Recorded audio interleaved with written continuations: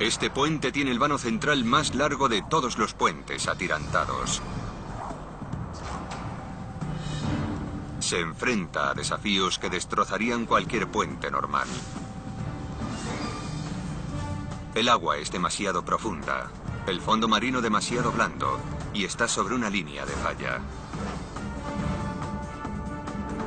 ¿Cómo se diseña un puente que pueda con lo peor de la naturaleza?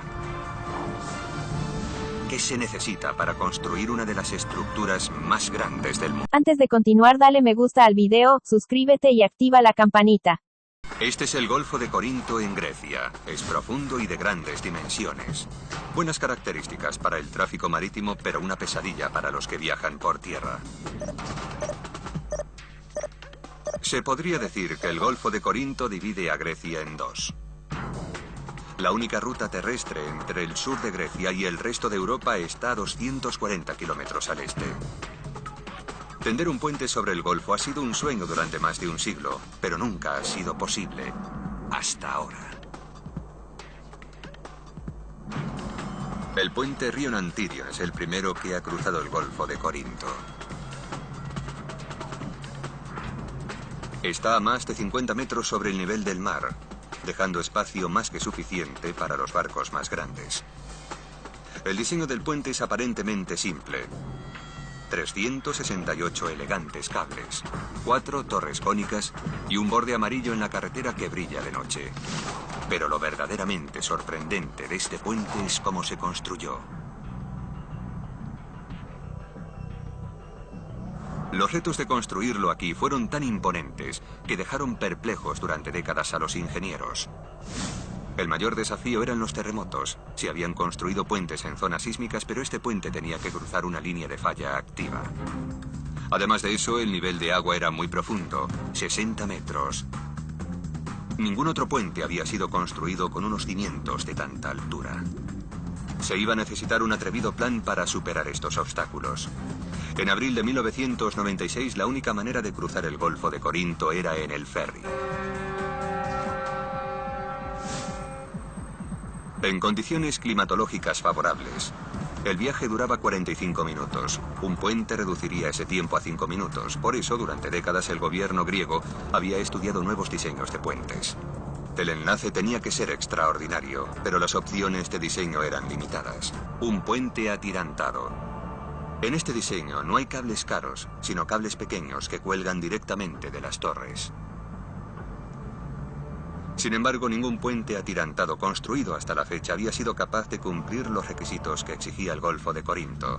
El plan más prometedor llegó de una empresa francesa, Vinci. El diseño de Vinci intentaría construir el puente atirantado más largo del mundo.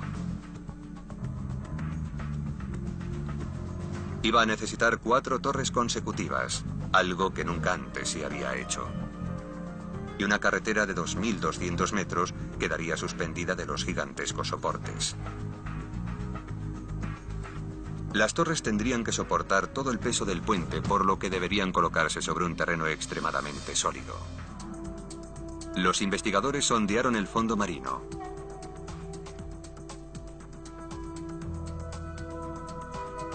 A 15 metros no encontraron más que lodo y arena. Otros 90 metros más abajo aún no habían encontrado fondo firme. Habían descendido 450 metros y seguían sin encontrar fondo marino. Esto supuso un gran revés. Los ingenieros no podían construir un puente que batiera récords sin un fondo resistente que lo soportara. Durante los terremotos, un lecho marino poco sólido se licua, lo que podía provocar que las torres se inclinaran y destrozaran el puente. El diseño de Vinci no era apropiado.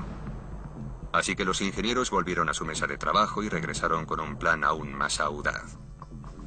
Reforzarían el lecho marino incrustando cilindros de metal de 30 metros, cientos de ellos bajo cada torre.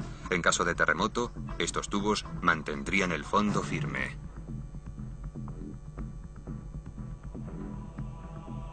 Nunca antes se había intentado. Ni siquiera se sabía cómo hacerlo exactamente, pero el plan fue convincente y Vinci ganó el concurso. Al poco tiempo se encontraron con un reto aún más grande. La construcción empezó en el verano de 1999. El primer obstáculo del equipo fue inventar una máquina para colocar los tubos que reforzarían el fondo del mar. Cada uno de estos tubos tenía 30 metros de longitud y 2 de anchura. Tenían que conducir los tubos con una enorme precisión, por lo que necesitaban una plataforma flotante totalmente firme. En profundidades normales, los constructores pueden utilizar barcazas. Las patas se extienden hasta el fondo del mar y mantienen la barcaza firme y segura contra corrientes y olas. Pero esto no era posible en el Golfo de Corinto. El lecho marino era demasiado blando y las patas de la barcaza no llegarían a alcanzar el fondo. Por eso los ingenieros crearon una plataforma propia. Comenzaron con una barcaza llamada Lisa, a la que le quitaron las patas y las sustituyeron por enormes cadenas. Cada cadena tenía un ancla hecha de trozos de hormigón. Pesaban 680 kilos.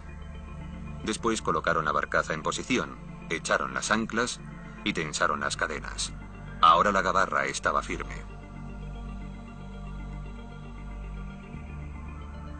Pero tener una plataforma fija solo era una parte de la solución. Después tenían que conducir con precisión los enormes tubos a lo largo de 60 metros de agua. Para hacer eso, los trabajadores equiparon a Lisa con una enorme estructura. La estructura tenía un tubo guía que podían trasladar al lugar deseado por medio de un GPS. El martillo hidráulico recogía los tubos y una grúa los colocaba en el tubo guía. Incluso en la superficie era difícil hacer maniobras con los tubos de 2 metros y colocarlos en el tubo guía.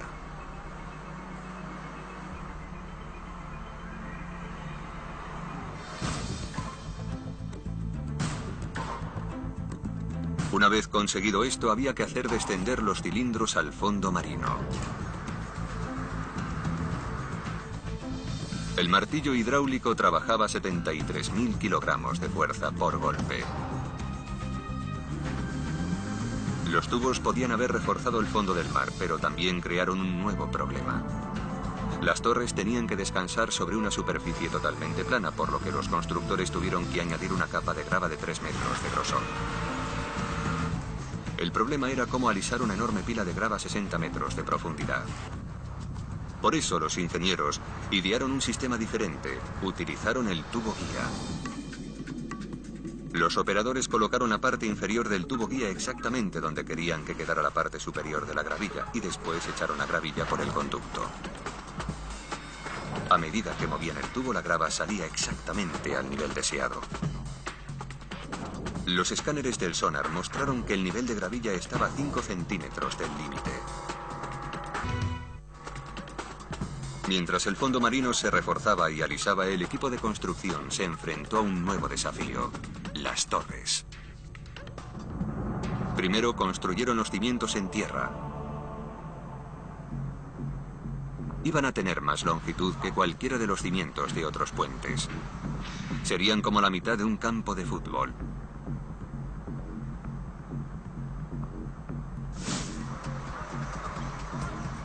El equipo empezó a construir los cimientos poniendo una densa base de barras de aluminio de refuerzo. Se necesitaron casi 2 millones de kilogramos de barras solo para los cimientos de las torres. Después, 19 millones de litros de hormigón. Pero no lo podían verter. La densa red de barras podía crear bolsas de aire.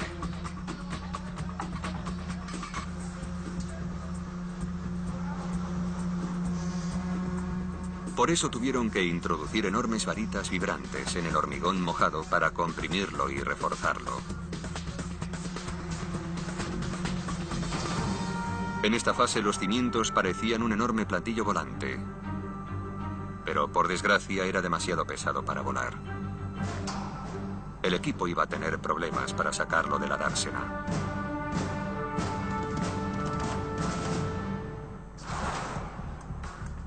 Solo los cimientos del puente pesaban la asombrosa cantidad de 64 millones de kilogramos, demasiado peso para levantar.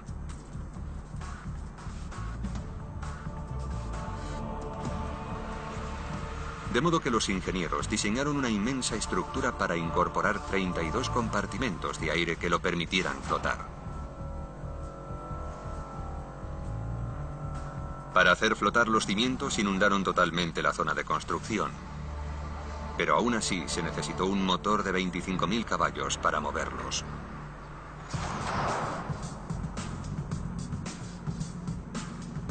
Los ingenieros trajeron un rompehielos de Noruega, algo no muy común en el Mediterráneo. Los cimientos se extendían a 12 metros de profundidad.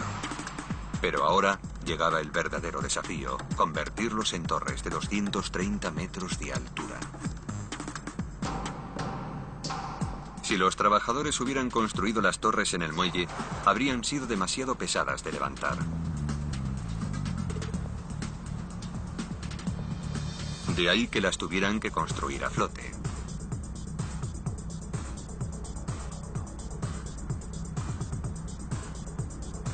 A medida que la construcción continuaba, se pudieron ver por la zona muchos camiones de hormigón, barcazas de suministros y cientos de trabajadores.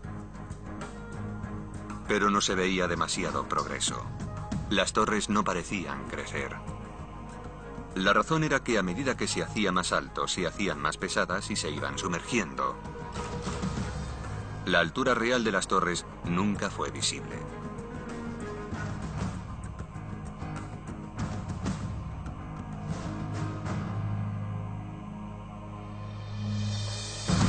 En mayo de 2001, tras un año de construcción, la primera torre flotante estaba preparada.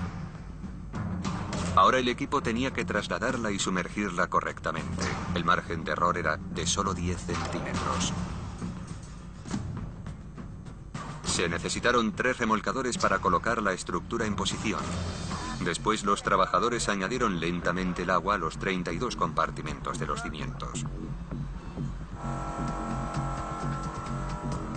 Su precisa colocación sobre el fondo marino era fundamental, por lo que fue controlada por GPS.